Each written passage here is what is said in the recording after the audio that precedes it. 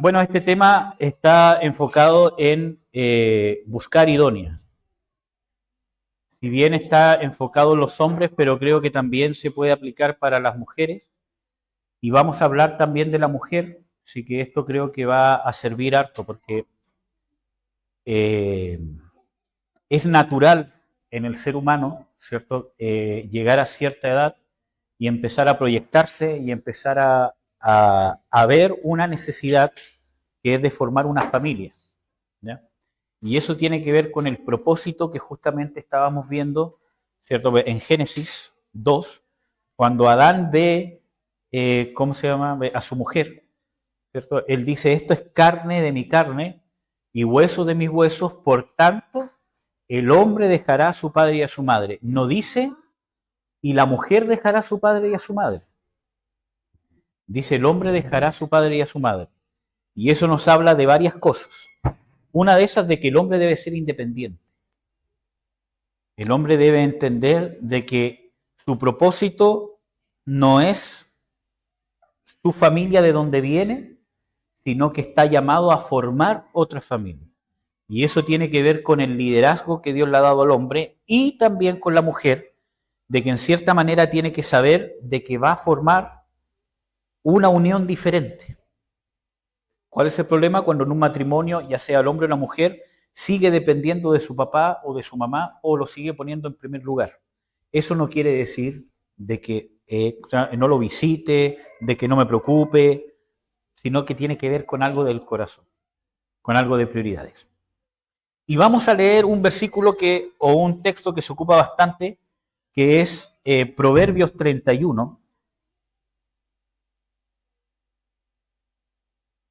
que habla de la mujer virtuosa.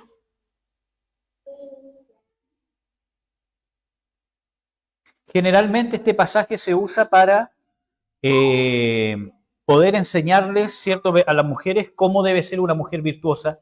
Sin embargo, aunque este pasaje uno puede encontrar ciertas cosas que, ¿cómo se llama?, pueden ser útiles, pero este pasaje fue escrito por una mujer para un hombre, para su hijo. Este pasaje, los que más deberían leer este pasaje son los hombres, más que las mujeres. No quiere decir de que hayan pasajes que sean solo para hombres y pasajes que sean solo para mujeres, pero quiero que entendamos el contexto.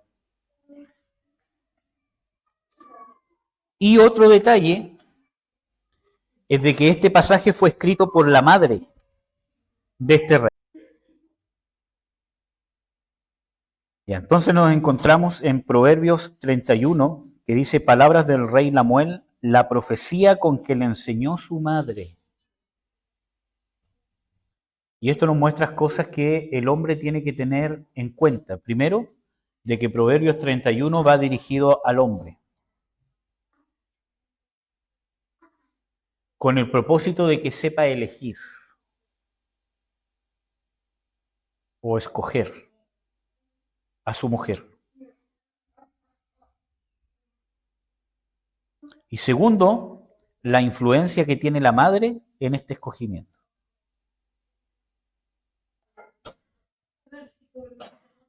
En Proverbios 31. Sí. Entonces, vemos la influencia que tiene la madre en esta decisión.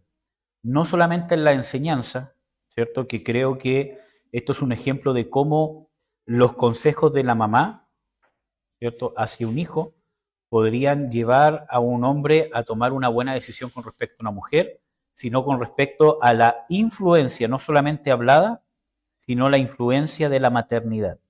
Y eso es algo que ustedes, como hombres, en el caso tuyo, ¿cierto?, y de Franco, tienen que tener en cuenta cuando escojan a una mujer, porque tienen que considerar cómo ha sido la maternidad que han tenido.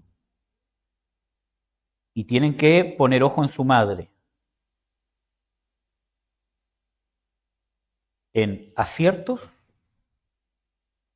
defectos, debilidades,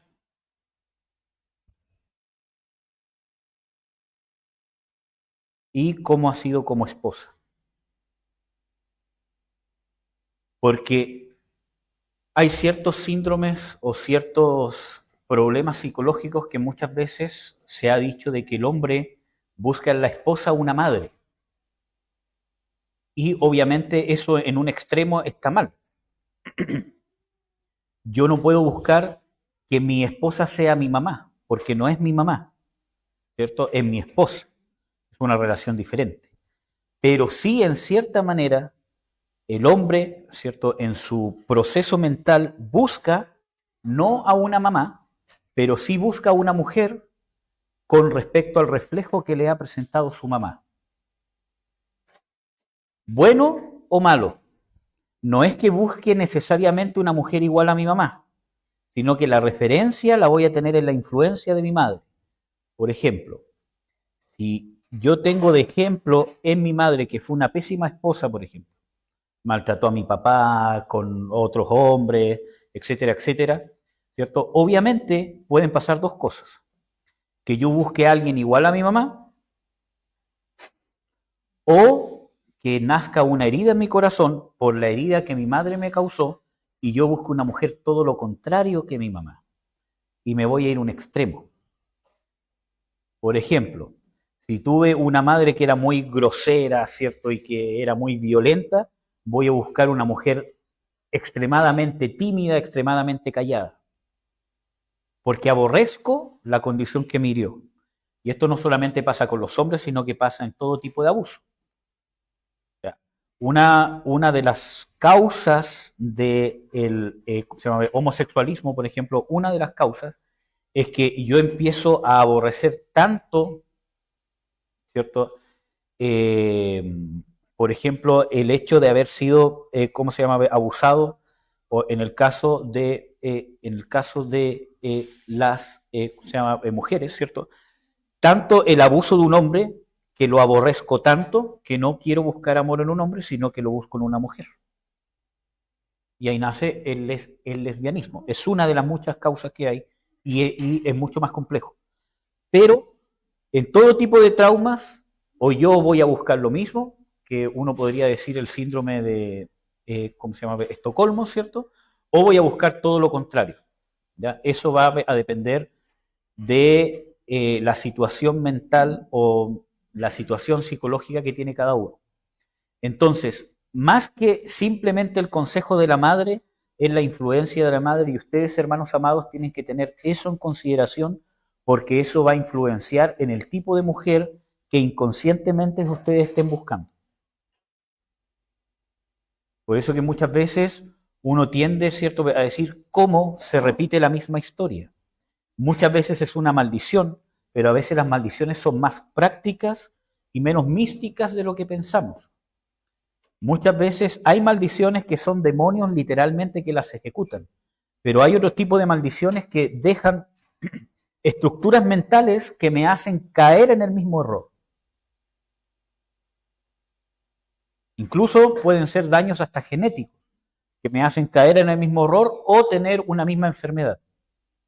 Entonces, si yo tengo una reestructuración mental, ¿cierto?, donde hay cambios neuronales en mis conexiones, ¿cierto? Si hay un cambio, eso me va a hacer muchas veces que si yo tuve quizás una madre que fue una mala esposa, voy a terminar buscando inconscientemente a una mujer que se le parezca sin querer hacerlo. Y voy a terminar sufriendo lo mismo que quizás vi que sufrió mi padre, por ejemplo.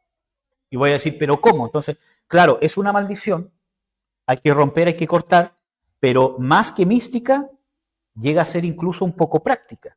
Porque yo hablo de estas, maldiciones que uno puede hacer, bueno, esto es, algo mío, de que hay, maldiciones que son heredadas y que las activan los demonios, y hay otras que son transferidas en la educación o en el contacto que tienen los padres con los hijos. Son transferidas por el ambiente que crean los padres, son transferidas de esas maneras que terminan siendo de maldición para los hijos. Entonces tienen que tener en consideración cómo fue su madre, sus aciertos, sus defectos, sus debilidades, cómo fue como esposa. Las cosas malas, pero no solamente las cosas malas, sino también las cosas buenas, porque así ganan experiencia de que no me tengo que tropezar para aprender, porque puedo aprender de lo que sufrió mi madre, por ejemplo. Y puedo yo aprender a ser esposo. Entonces puedo sacar mucho provecho. Entonces, la influencia de la madre sobre el escogimiento de sus esposas es relevante. Y hay que tenerla en consideración. ¿Ya? Cuando ustedes escogen una mujer, no solamente están escogiendo una ayuda idónea o una compañera, sino están escogiendo a la madre de sus hijos. Por lo tanto, son aspectos prácticos que tienen que ver. ¿Va a ser una buena madre? Con las actitudes que tiene o como es, ¿podría yo irme tranquilo sabiendo que va a estar sola con mis hijos? Entonces, son cosas que ustedes tienen que considerar. ¿Ya? Entonces, Proverbios 31, cuando habla de, ¿cómo se llama?, de la mujer virtuosa, le está hablando a ustedes, amados hermanos. Dice, mujer fuerte o mujer virtuosa, ¿quién la hallará? Entonces, ahí te está diciendo de que es difícil encontrarla. No es fácil. Y tienes que hallarla. Y eso requiere búsqueda. ¿Ya? ¿Quién la hallará? Porque su estima sobrepuja largamente la de las piedras preciosas. El corazón de su marido está en ella confiado. Confianza. Y no tendrá necesidad de despojo. Le dará ella bien y no mal, que es lo que hablábamos antes, ¿cierto? Una fuente de bien y no mal. Pero ojo, de que no tiene que ver con lo que yo encuentro que es bueno, porque yo puedo ser, ¿cómo se llama?, un pervertido, ¿cierto? Y pensar que, ¿cómo se llama?, para mí es bueno tener a alguien que cumpla todas mis perversiones. No, sino que lo mismo que estábamos hablando de lo anterior, conforme al bien de Dios.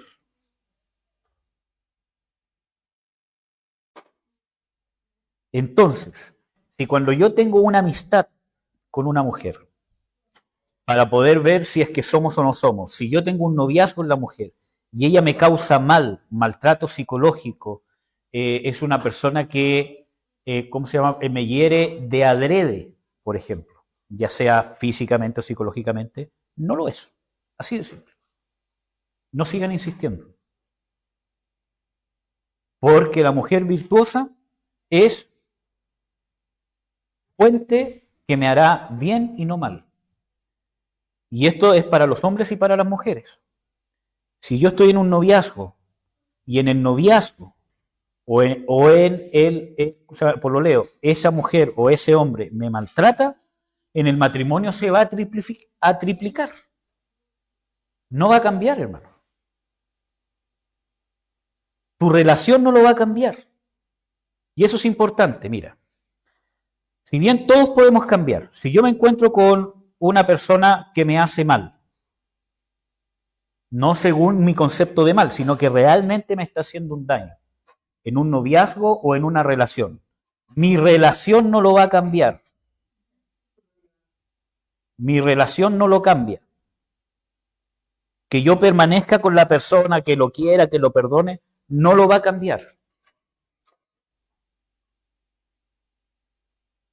La persona va a cambiar o por su encuentro personal con Dios o porque se dé cuenta de su situación, pero mi relación como pareja proyectándonos no lo va a cambiar.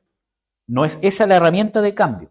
Quizás mi amor, mi perdón, mi comprensión, mi misericordia sobre la persona puede que sí, pero mi relación en sí no lo va a cambiar. Pues si hay una persona que te hace daño psicológico, daño de adrede, corta esa relación. Así de simple. Porque no lo va a cambiar tu relación. Acompáñalo si quieres ser amigo, orar por él, igual verlo, ¿cierto? Para ver que cambie, ¿cierto? Y lo traigo a la iglesia, pero esa relación se corta. Porque tu relación no lo va a cambiar, lo va a empeorar. Porque vas a avalar su mala condición. ¿Y qué va a hacer esa persona? Va a poner una careta. Y te va a manipular. Y en el matrimonio no va a cambiar. Entonces, el primer consejo que les puedo dar es el consejo que nos da la Biblia. Primero, una mujer virtuosa va a hacer que tu corazón esté confiado. Que no es una persona que si vamos a discutir, tengo que tener cuidado porque me va a decir o va a hacer algo, alguna venganza, ¿cierto? Después se va a vengar porque yo le dije algo que no era, etcétera, etcétera. Entonces, mi corazón tiene que estar confiado, porque todas esas cosas se intensifican en el matrimonio. Porque el matrimonio es la relación más estrecha que tienes con una persona. Tienen que dormir juntos, despertar juntos, aunque hayan discutido, estén molestos, tienen que dormir juntos igual, tienen que verse en la mañana igual, se tienen que ver en el día igual, después tienen que estar juntos. En cambio, en un leo, ¿cierto? Bueno, podemos tener una tremenda discusión, pero después yo me voy para mi casa y después la otra se va para su casa y ahí uno respira un poco, se nos pasa, no le hablo por un par de horas y después lo veo. Pero en el matrimonio no es así. Por lo tanto, las cosas malas se siembra una avalancha. No es que yo busque a alguien perfecto, porque yo no soy perfecto. Pero hay ciertas cosas que vamos a ver hoy día que tienen que estar. Confiado es una fuente de bien y no de mal. ¿Amén? Ya, segundo, o tercero, perdón. Buscó lana y lino y con voluntad labró de sus manos. Fue como navío de mercader, trae su pan de lejos, se levantó aún de noche y dio comida a su familia, y ración a sus criadas. Consideró la heredad y la compró, y plantó viña del fruto de sus manos. Ciñó sus lomos de fortaleza y esforzó sus brazos. Gustó que era buena su granjería, su candela no se apagó de noche. O sea que es una persona que trabaja aún en la noche. ¿Ya? Aplicó sus manos al uso y sus manos tomaron la rueca. Alargó su mano al pobre, extendió sus manos al menesteroso. No tendrá temor de la nieve por su familia, porque toda su familia está vestida de ropas dobles. Ella se hizo tapices y lino fino y púrpura su vestido. Conocido es su marido en las puertas cuando se sienta con los ancianos de la tierra. Hizo telas y vendió, y dio cintas al mercader. Fortaleza y honor son su vestidura, y en el día postrero reirá. Abrió su boca con sabiduría, y en la ley de clemencia está en su lengua. Considera los caminos de su casa y no comen pan de balde. Se levantaron sus hijos y la llamaron bienaventurada, y su marido también la alabó. Entonces, vemos aquí que prácticamente uno dice, ¿a dónde puedo encontrar un ser humano, ya sea hombre o mujer, que sea así? Trabaja en la noche, no duerme, da sus manos al uso, ¿cierto? Granjea, tiene... Entonces, no está hablando, ¿cierto? Literalmente de estas cosas. No es algo literal que yo tengo que decir, tengo que ver una mujer que sepa comprar un terreno. Todos tenemos ciertas habilidades. Aquí lo que está hablando es de una mujer, ¿cierto? Que en su rol femenino, no es que viva para ser una esposa, en su rol femenino es una mujer diligente.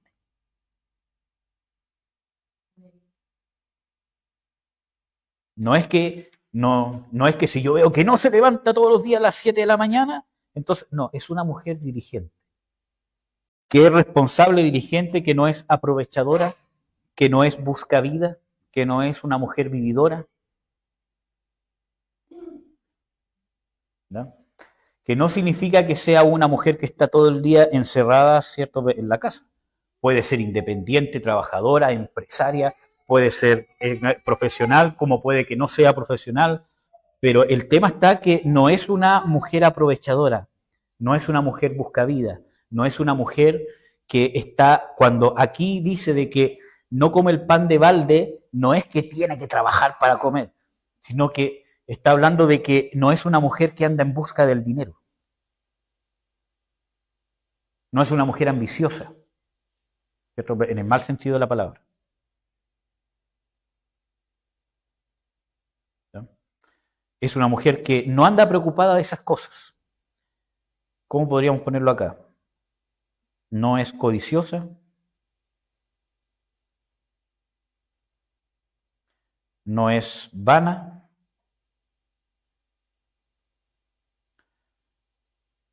nosotros vemos ahora de que está muy de moda, de que con todo este tema de ¿cómo se llama? Feminismo, de que ahora está el otro extremo.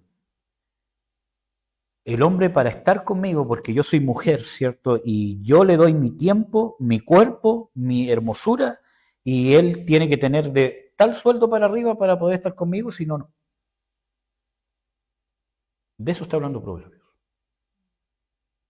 Si una mujer anda detrás tuyo por tu dinero o por sacar un provecho, que no quiere decir que yo no tenga provecho de tener una relación con alguien.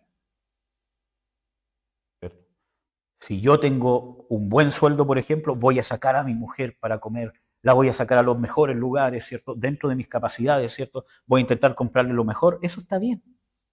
Es parte de... El tema está cuando alguien anda detrás de eso.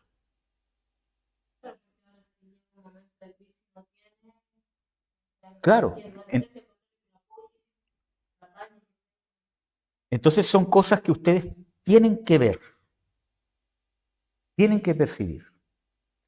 Por ejemplo, si es una mujer busca vida, que, ejemplo, solamente quiere estar contigo porque quiere, y esto pasa mucho, es una mujer que solo quiere estar contigo porque quiere escapar de la casa, quiere salir, simplemente quiere salir.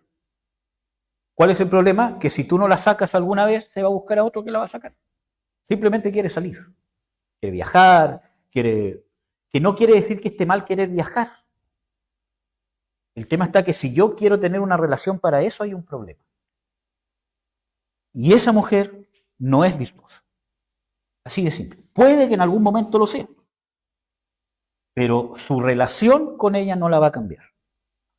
Y eso quiero que les quede claro, tanto a los hombres como a las mujeres. El hecho de que ustedes se mantengan en la relación no lo va a cambiar. Pueden seguir como amigos, ayudándolo, dándole consejos, etcétera, etcétera, pero el hecho de que sigan con la relación no es un instrumento de cambio. Y ustedes tienen que saber escoger, tanto el hombre como la mujer. Entonces, no es codiciosa, no es vana, no es buscavida, no es aprovechadora, no es una mujer que anda en busca de sexo, aunque al hombre y a la mujer nos gusta el sexo y es parte del matrimonio, pero yo no ando en busca de eso. Porque pasa de que, no, que yo quiero a alguien que me haga sentir así, que me haga sentir de esta manera. Entonces, una mujer que anda en busca de eso o que lo manifiesta y que te hace sentir menos o más por tu área sexual. Entonces, son detalles que necesito ver. ¿Cuál es el problema? Y aquí nos vamos a meter a temas más científicos. Que hay un proceso que se llama enamoramiento. No lo vamos a ver desde el punto de vista bíblico, sino desde el punto de vista científico. ¿Qué es el enamoramiento desde el punto de vista científico? Es un proceso hormonal que provoca, ¿cierto?, ciertos cambios en mi manera de pensar y en mi manera de percibir las cosas hacia una persona determinada. Está comprobado que no solamente se da hacia una persona, sino que incluso aspectos similares al enamoramiento que siente una persona por otra persona, también se pueden tener por el trabajo, por un montón de cosas similares. Entonces, en el enamoramiento desde el punto de vista científico produce un proceso hormonal que no les voy a explicar cómo funciona, pero inhibe generalmente la corteza frontal o prefrontal. En resumen, inhibe en cierta manera el área de mi cerebro que está encargada de la inhibición de mis impulsos.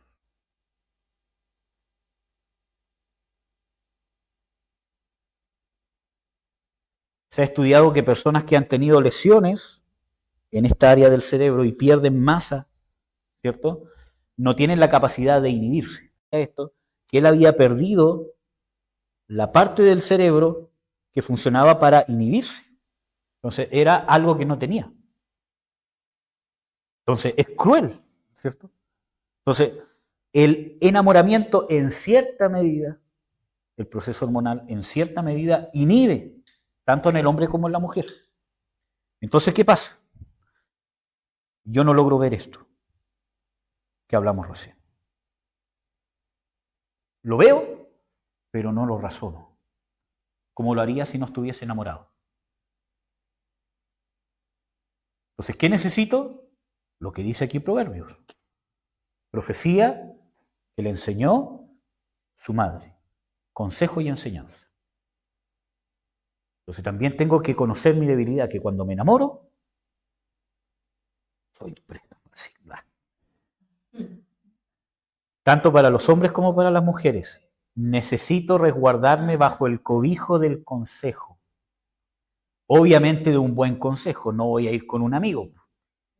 ¿Cierto? Que le voy a decir, hoy estoy enamorado, pero esta loca es aquí y allá y todo lo demás, pero yo siento que es la mujer de mi vida, dale nomás, aprovecha el momento, después pasáis con otro. No. Necesito el consejo de alguien que tenga testimonio de llevar un matrimonio o de, ¿cierto?, una vida de Dios, etcétera, etcétera, que me pueda dar un consejo a la base de la palabra desde un punto de vista práctico. Necesito consejo. Y debería dar, este consejo debería venir de los padres. Si los padres fuesen cristianos, porque muchas veces, bueno, dentro de todas las cosas, en un momento yo estaba perdidamente enamorado de una compañera en la U, ¿cierto? En la primera universidad, no, ¿cierto?, en esta última, sino cuando tenía 20 años, ¿cierto? ¿Cómo se llama? Y mi papá un día, ¿cierto?, en el auto, porque yo creo que ya todos sabían, pues yo ya había ido con, ¿cierto?, esta niña para la casa, etcétera. Pese a que no hubo ningún pololeo, creo que una vez creo que nos tomamos de la mano y eso fue lo que más llegamos. No. Pero mis papás y todos creo que ellos vieron de que yo estaba perdidamente enamorado. Y yo, ¿cómo se llama? Nunca fui de pololas ni de andar atrás de las chicas. Entonces, un día, bueno, él con sus consejos me dijo, hijo, bueno, con sus palabras, tú no te puedes casar con una loca. Me dijo, si usted escoge una mujer, tiene que estar confiado de que no va a hacer una locura con tus hijos, de que no los va a agarrar a correazos, de que no va a perder los estribos. Entonces, si usted quiere escoger, se tiene que preocupar de que esa mujer que va a escoger vaya a ser una buena madre. Y ahí me saltó la liebre. Y yo dije, en esta mujer no confío. Pese a que estaba muy enamorado, dije, hay ciertas cosas que pude ver en lo que habíamos conversado. Y esta mujer está, ciertas cosas que está rayando la papa. Dije yo. Y justamente él sin saber tocó el tema que ella había dicho en su momento, creo que un día antes, 2 días antes, de que ella prefería agarrar a uno de sus hijos, golpearlos con la correa y darle una buena sonda que darle un palmetazo con la mano, porque con esa misma mano es que le haces cariño.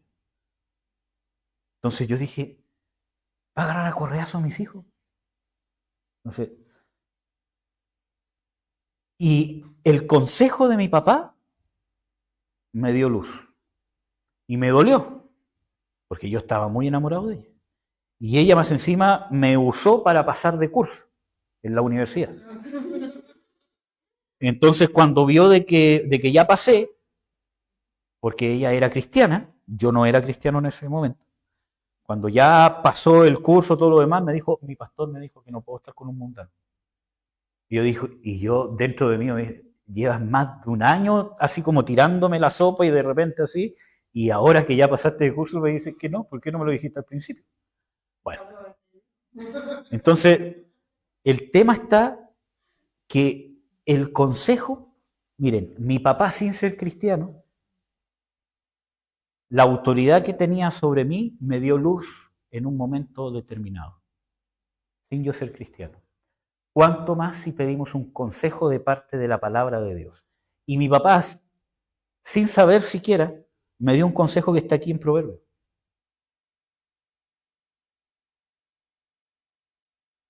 También me encontré con otras personas que después que ya, ¿cómo se llama? No me junté con ella, ¿cierto? Hubo ¿cómo se llama? Mamá de Pedro con la otra niña. ¿Sí? Después que yo ya corté todo con la niña, que no la quise ver más. Después de eso, ella me dijo, esa mujer no era para ti. Porque vi esto. Entonces yo dentro de mí dije, ¿y de qué me sirve que me lo diga ahora? ¿Por qué no me lo dijo antes? Aunque ella tenía intereses de que yo estuviese con su hija, pero ¿por qué no me lo dijo en el momento? Y muchas veces, amados hermanos, hay gente que se da cuenta de situaciones externas y no se atreve a darnos un consejo.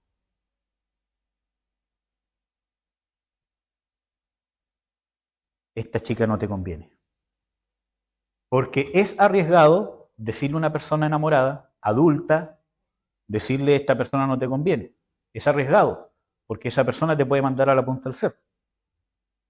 ¿Sabe qué? No se meta en mi vida y puedes perder un amigo, puedes perder una relación. Entonces es delicado, pero yo prefiero, ¿cierto?, las heridas fieles del que ama que las lisonjas del que hiere.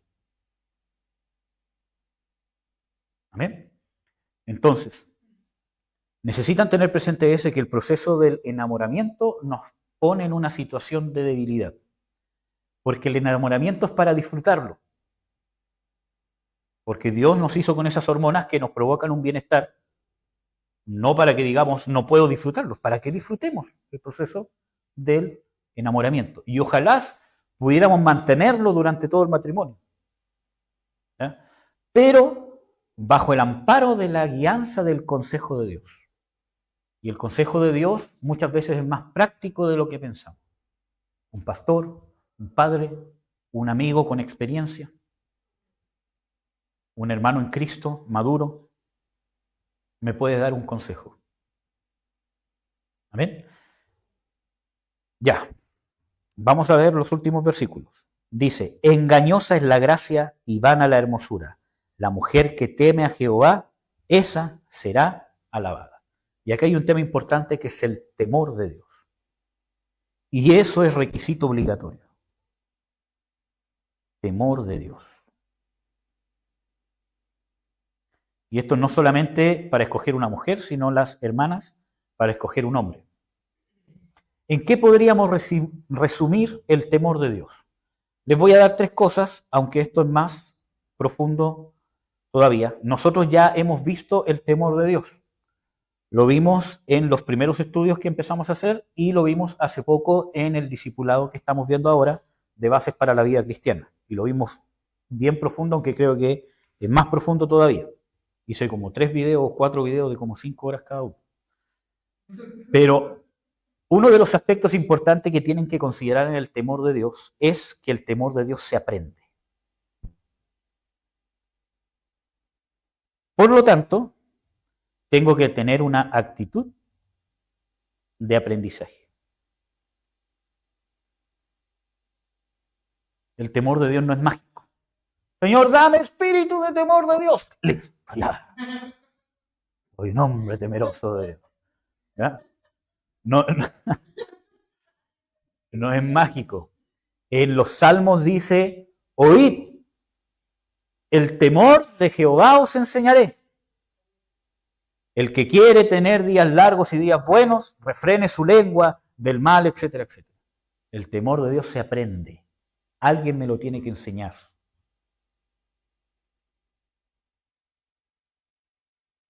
Y ahí entra otra palabra que es discípulo. Pero no discípulo porque quiero servir, porque quiero cantar, porque quiero ser visto, porque quiero aprender a predicar, porque quiero ser líder de los jóvenes, etcétera, etcétera, sino discípulo o discípula del temor de Dios. Y ahí entran los otros 2 puntos. El temor de Dios se puede resumir en 2 grandes cosas. Primero, aborrecer lo que Dios aborrece y amar lo que Dios ama.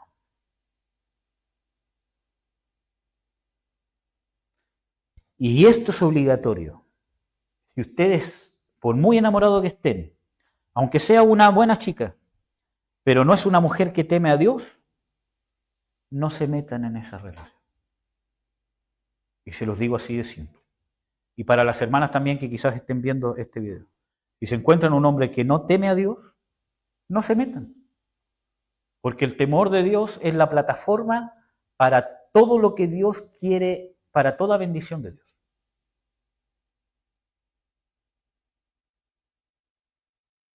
Entonces, no estamos buscando una mujer perfecta, porque muchos dicen, bueno, ¿dónde voy a encontrar esta mujer? Entonces, sino que estamos buscando una mujer que teme a Dios. Y el temor de Dios es una condición interna, independientemente de las debilidades o las luchas que tenga. Puede que me falte, madurar en muchas cosas, pero soy una persona que teme a Dios, que está en el proceso de aprendizaje, y yo veo que es una persona que cuando entiende que hay algo que Dios aborrece, hace todo lo necesario por cambiar su percepción para terminar aborreciendo lo que Dios aborrece. No solamente que va a los cultos, porque yo he visto lobos rapaces, y perdón que lo diga, pero verdaderos lobos rapaces, que están años metidos en la iglesia, yendo a los cultos, siendo líderes, incluso hasta predicando, solamente por tener intimidad sexual con una mujer que se les clavó entre ceja y ceja, se la llevan, se casan con ella y la hacen sufrir toda la vida.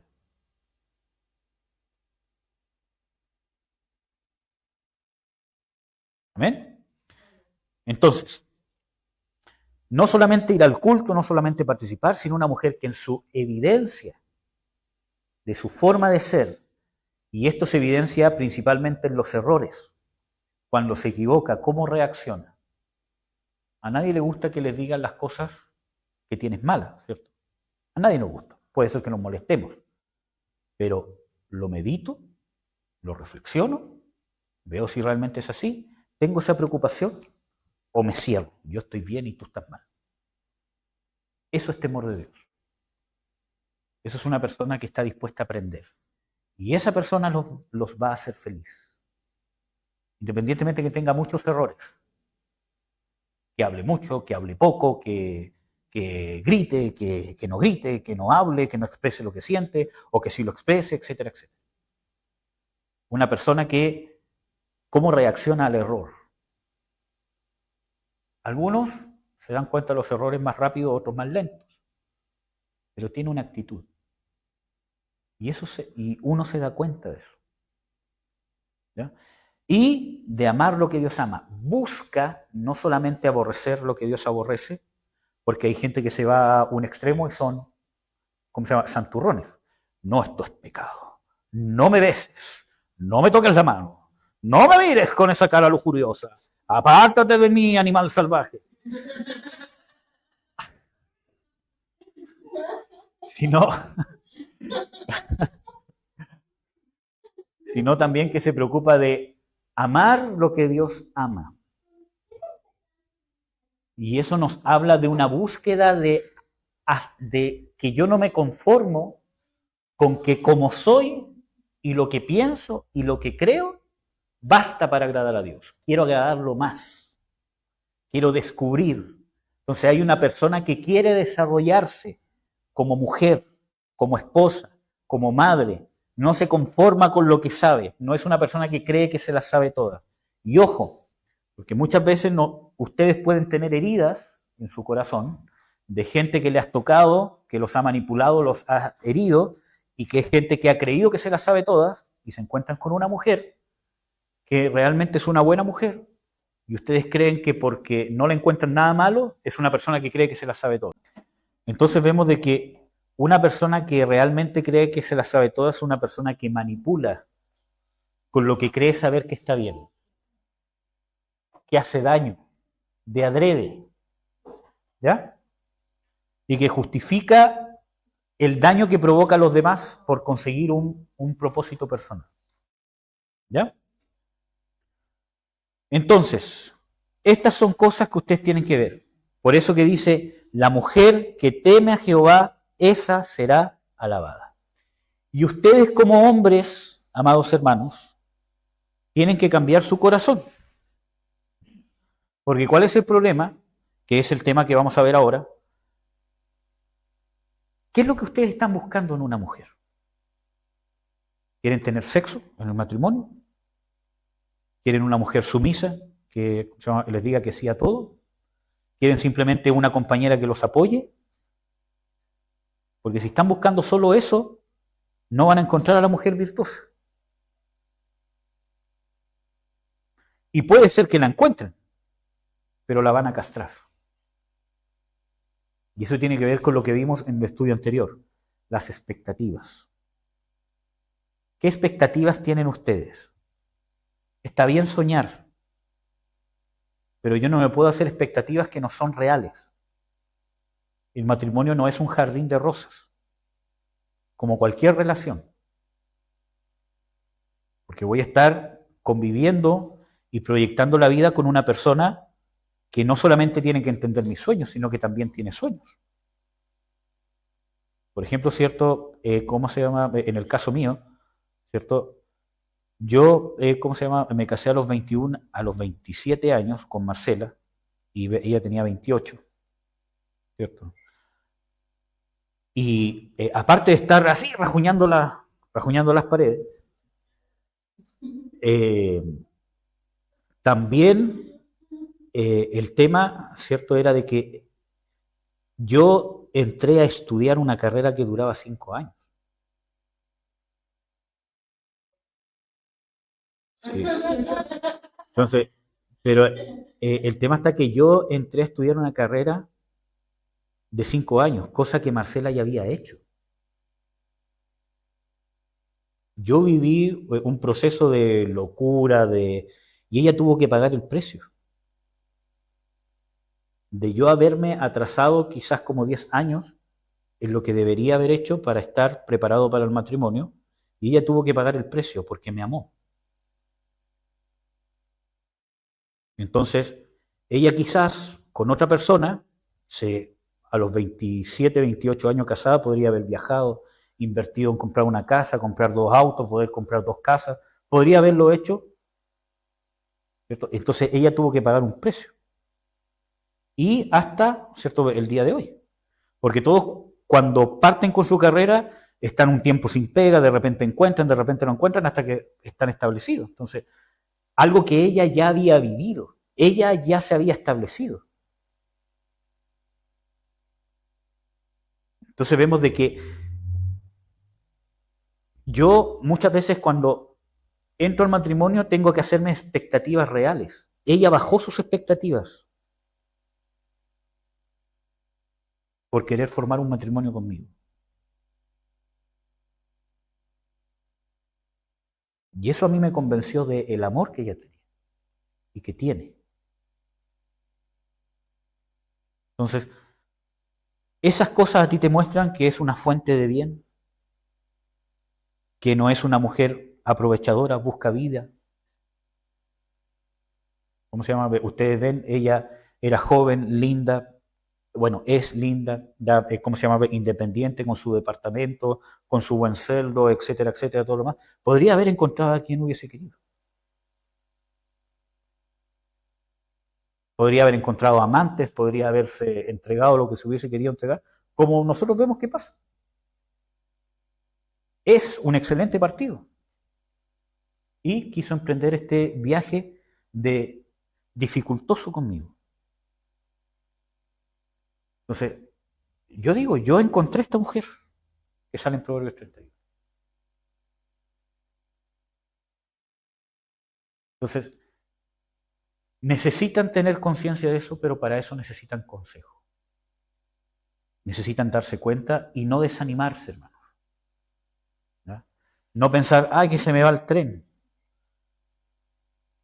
Y van a tener que luchar como hombres en una necesidad que tienen de una ayuda idónea. Yo creo que cambia quizás, pero desde los 21 a 24 años empiezan a ser una necesidad.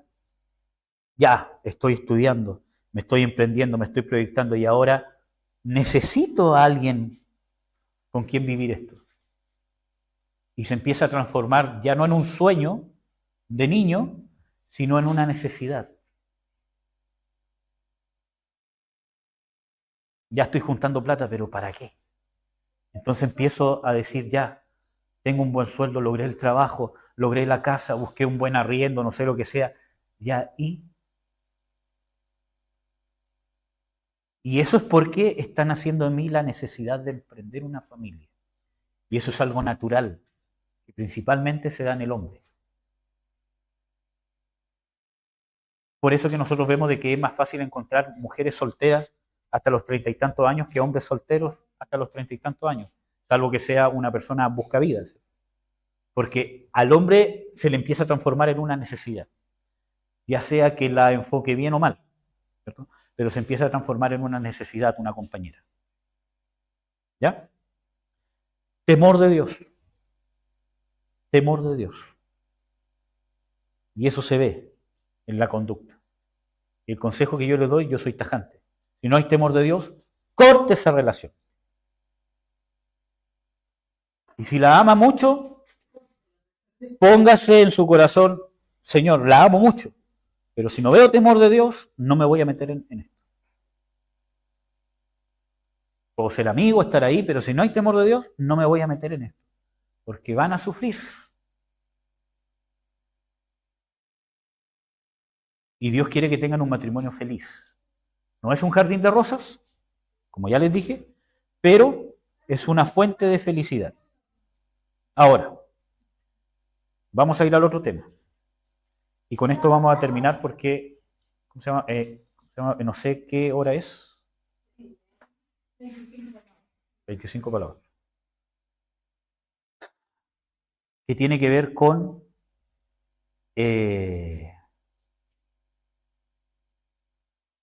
propósito. Que es parecido a lo que vimos antes. O metas.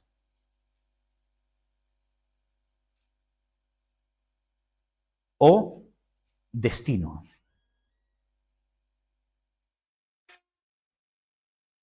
No el personal, sino el divino. Y este es el segundo punto que les va a dar dirección para saber escoger una mujer idónea. Que ustedes tengan claro cuál es su propósito, sus metas y su destino divino. Quizás yo no lo tenga del todo claro, porque van a haber cosas que Dios con el tiempo me va a ir revelando. Si es que tengo un llamado, si es que tengo un tipo de servicio, hay cosas que se van a dar con el tiempo y obviamente no las voy a saber. Pero necesito saber para dónde voy. Y eso lo vemos acá, por ejemplo,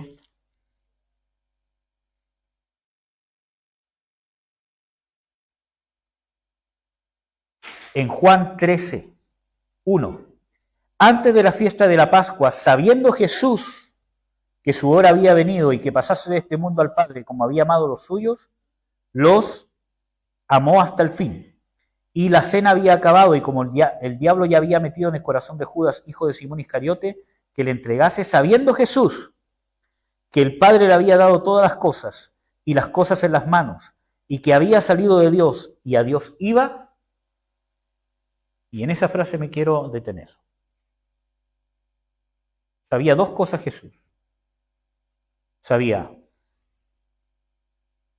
de dónde venía y a dónde iba.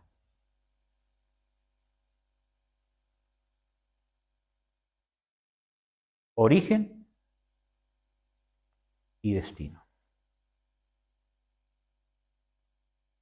O el rumbo. O la meta. ¿Por qué digo el rumbo?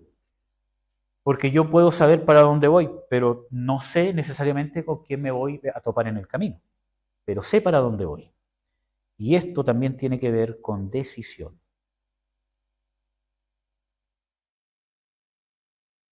¿Se acuerdan que hay un versículo bíblico que dice de que Jesús había puesto su rostro para ir a Samaria? O sea, para ir, ¿cómo se llama?, a Jerusalén.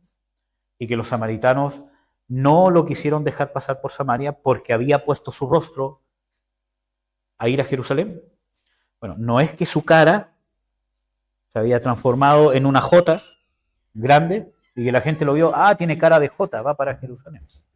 Sino que cuando dice que había puesto su rostro en la Biblia, está hablando de decisión, de convicción firme, inalterable. Jesús había llegado a Samaria y probablemente cuando quiso tomar posada, le preguntaron para dónde va y él dijo, voy a Jerusalén. Y los samaritanos, como no se llevaban con los judíos, le dijeron, bueno, si usted va para Jerusalén, no lo recibimos.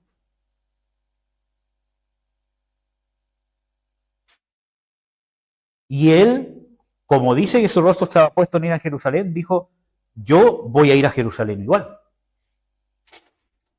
Entonces se va a tener que ir. Y Jesús prefirió darse la tremenda vuelta, caminando, que eran días, trabajo, dinero, que cambiar su decisión o su postura de ir a Jerusalén. Y eso tiene que ver con el rumbo. Tiene que ver con su decisión, no solamente que sepan a dónde van, sino tiene que ver con la decisión que ustedes han tomado. ¿Hacia dónde va mi vida? ¿Qué quiero hacer? Y eso sí lo tienen que tener claro para casarse. Y no solamente en el tipo de trabajo que quiero tener, la casa que quiero tener, ¿qué tipo de hombre quieres ser? No, eso no significa que sepa lo que voy a hacer aquí, lo que voy a hacer allá, que voy a comprar la casa en 3 años más, porque puede ser que la compre en 3 años más, puede ser que nunca me compre una casa. Así es la vida. Puede que mis sueños se cumplan como puede ser que no se cumplan. Puede pasar o no puede pasar. Puede ser que tenga un excelente trabajo como puede ser que pierda el trabajo. Es parte de la vida. Al punto que voy que ustedes sepan el hombre que quieren llegar a ser. Aquí, internamente. ¿Qué tipo de hombre se quieren convertir? Aunque no lo sean. Pero que tengan claro qué tipo de hombre quiero ser. Lo tienen que tener claro.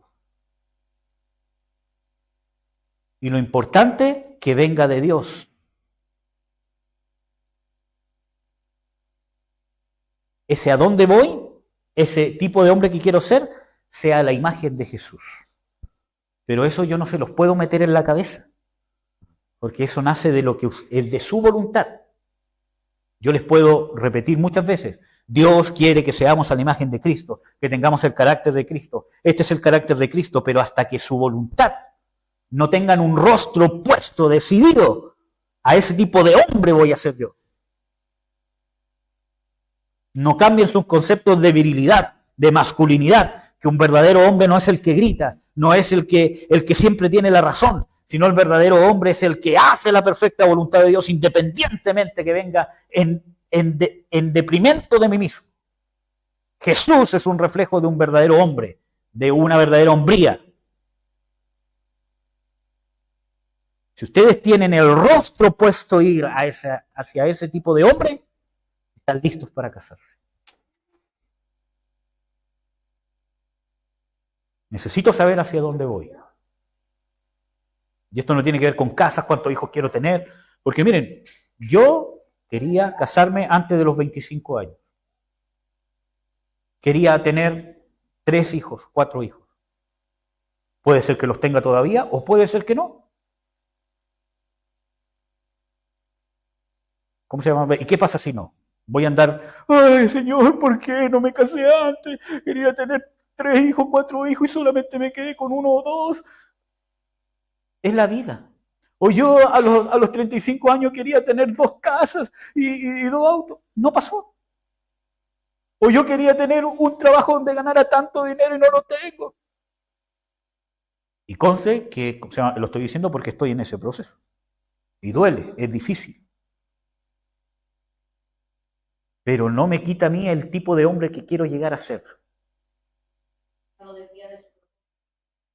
Y estas cosas nos van a intentar desviar del propósito. Por eso que tiene que estar el rostro puesto. Porque la amargura, los fracasos, la cesantía, las heridas, todas esas cosas van a intentar sacarte del rumbo. Y nos van a intentar hacer transar del hombre que quiero llegar a ser. Pueden pasar un periodo de depresión. Nadie está libre de eso. ¿Te puede pasar? ¿Por qué no?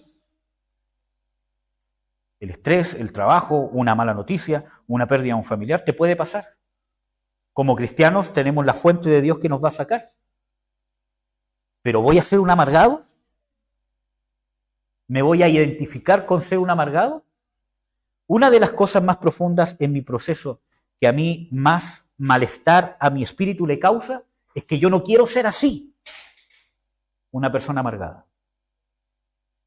Estoy viviendo ese proceso porque estoy luchando con la cesantía y todo lo demás.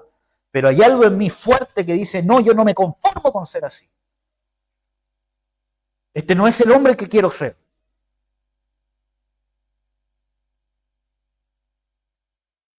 Y eso me saca.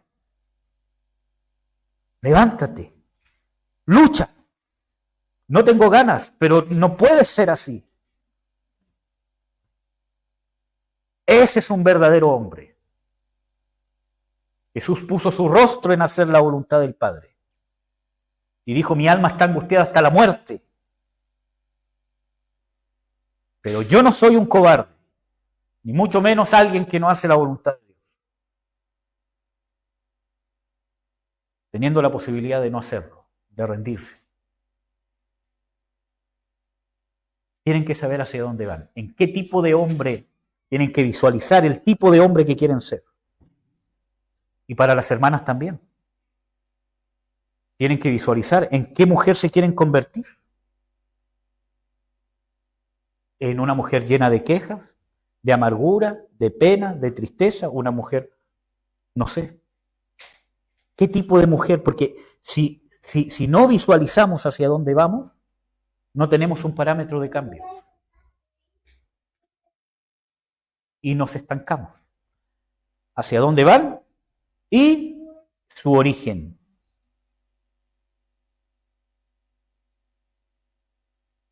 ¿De dónde vengo? Y esto tiene que ver con mi origen sin Dios y con Dios. Y esto tiene que ver con identidad. Esas dos cosas en su justa medida hacen mi identidad. ¿De dónde vengo? Por ejemplo, hoy día estábamos escuchando, ¿cómo se llama el testimonio tuyo? ¿Cómo se llama? El otro día parte de, ¿cierto?, el testimonio tuyo. Y uno ve de dónde me sacó Dios, qué es lo que era yo sin Cristo. Incluso qué somos, porque todavía lo somos, qué somos sin Cristo. Yo sin Cristo soy un amargado. Yo sin Cristo soy un cobarde. Eso es lo que soy yo sin Cristo. Tengo que tener claro mi origen, porque si no me enaltezco.